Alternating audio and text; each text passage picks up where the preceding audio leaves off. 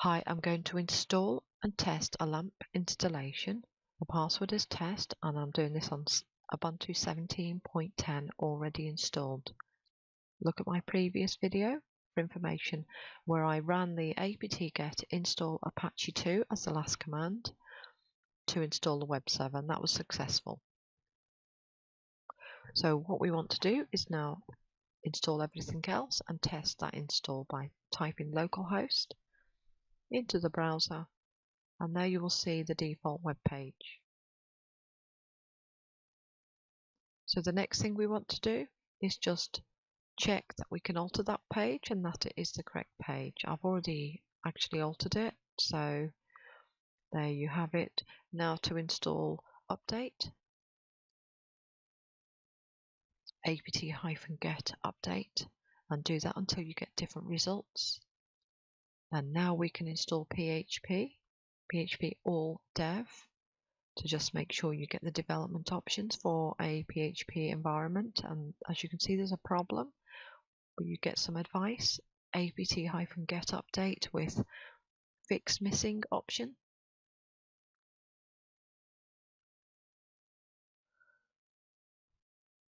I did that a couple of times just to make sure that it was done, and now I'm reinstalling PHP.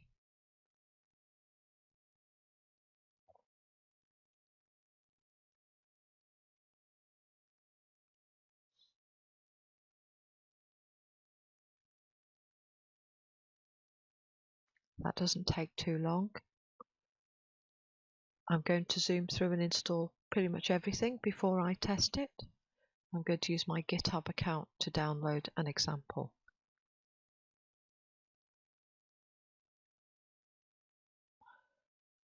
So a quick check of the installation. Well, actually what I'm going to do is make a mini script with PHP info function that will display the PHP configuration information in a web browser. But we can't do that yet because we need libapache-2. Now, if you're not sure where that is, you need to search for it. But first of all, let's do yet another update just to check everything is still good. When you install a package, sometimes it's good to run that. So to search for something is apt-cache space search space, I put Apache and that gave me everything Apache. I can now see it's libapache-2-mod PHP. Let's see if it runs both versions. So I'm going to clear the screen again, tidy up. apt-get install libapache-2-mod PHP. That adds the module for PHP into the web server. Otherwise it will only process HTML.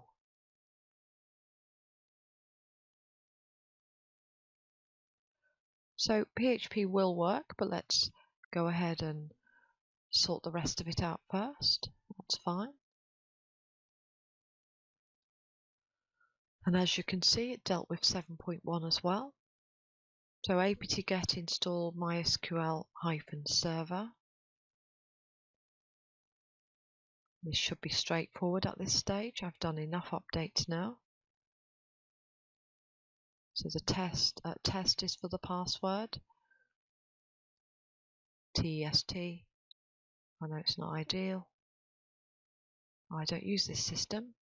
It's purely for helping other people. I have my own other system to use. Okay, so that was all well. You can use a PS, process listing, EF, everything full.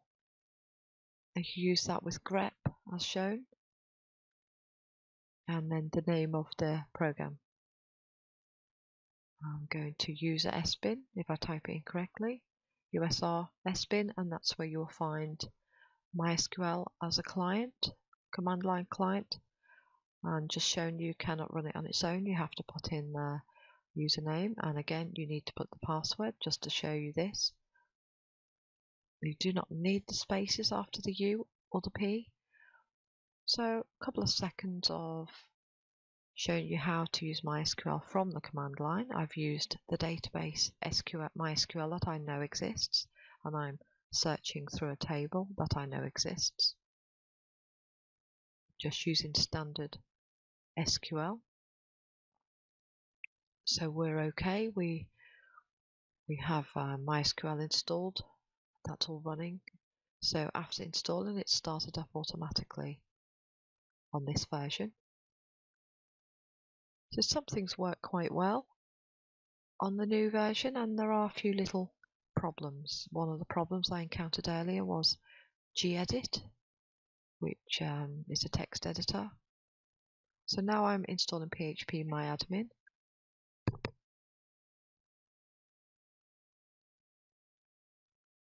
I think you'll find again, yes, you need to get some more files. It is the very latest Ubuntu. You tend to have a few more problems when you install the very latest, and that's what I wanted to show you.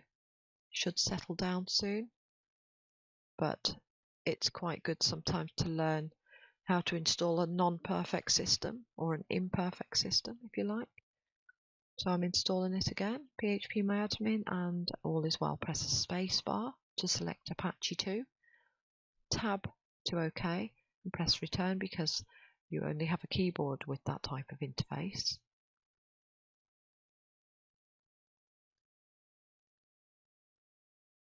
So this doesn't take long. Yes, let's create, and let's use test again. And again, use the keyboard, tab, etc. So now we have a lamp stack. Let's have a look. There you have it. We have our info.php and we have PHP myadmin all working from the default at this moment. So from Apache's default web page area, which I mentioned earlier. Creating a database just to show you it all working well, but then we'll go ahead to GitHub and get my demo. So that's all okay as far as I can see. Now let's allow users to store their website. Again, I'll show you a few little issues here. So we're going to etc apache 2, and mods enabled is the directory to go to for modules configuration, and we are looking for user dir, which is not there, so we have to enable the user dir module, the ability to use users directories in Apache. Now we should see the file now when we do ls. First of all, let's do a quick restart, and now you can see the user directory is there, and we can edit this to add a few extra options to make sure that users can process web pages. So you can see it's public HTML where their file should be. You can change that, but I'm leaving it as the standard, and then you need to add these, so pause and type that in. There is an error there, leave the error. I will fix it shortly. I want you to see what happens when we leave errors. Okay, so all from all, little typo there. I'm now going into php7.conf, and I will show you in there another problem that we will encounter, and that's the PHP engine, which has been left off. I'm going to leave that off as well, so user directories will not be able to process PHP at the moment, and I'll be able to show you that quite easily in a moment. But first of all, let's get some files in the users directory, and let's be the student user. So make the public HTML directory as the student user, because that's where the web pages will go. There you see, we're just going to copy some files across from var HTML for a moment. And then we can have a look at those from the user's account instead of from the default, sorry. So we're going to look at the default, type in info, and obviously that hasn't worked. Can you remember why? Info.php would not process because we did not turn the engine on for user accounts. Remember that file? So we're going to go back to etc. apache-2 mods enabled, and we are going to edit php7.1.conf. We are going to turn the PHP engine on for users. Now you can comment all of that out or just set it to on. It's probably best just to comment them out. And then we will try to check this, and you'll see it's still not working. And can you work out why? Let's try restarting it. So we didn't do that earlier after making the changes, and you'll see there's a problem. So let's run the status. This gives you some helpful information. Systemctl status apache2.service, and you will see what the error is. I don't have a lot of space to scroll across to the right, but I happen to know what it is. I did point it out to you earlier. Instead of allow, I entered all. So let's fix that. Okay, so press enter to get out of that. And let's fix the problem using nano text editor, userdir.conf, change all to allow from all. But I wanted you to see what happened when you left an error in there. Yes, remember to use the up and down arrows to rerun commands to restart and check the status. You don't need to keep typing all of these commands in. You'll see it's all good. Now we should be able to run this. Press enter. Yay, we did.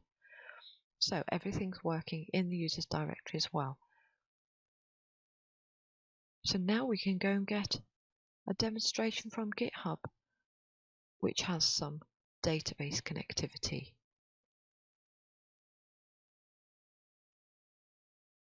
Don't worry if you're not sure. I'll show you in a moment where I got the files from. Just save the zip file, extract it to public HTML.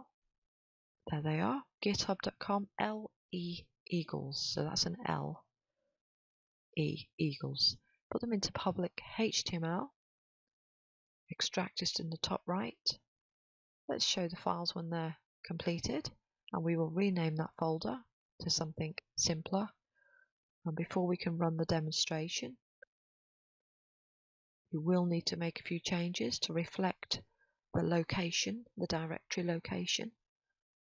And that won't take too long. I'll zoom through that really quickly because I'm not going through this code. I'm just showing you it working. So let's get the database set up with a simple table. So import the provided database file, which you will see in your downloaded area, extracted files. Okay, so open is in the top right there, and scroll down to press go.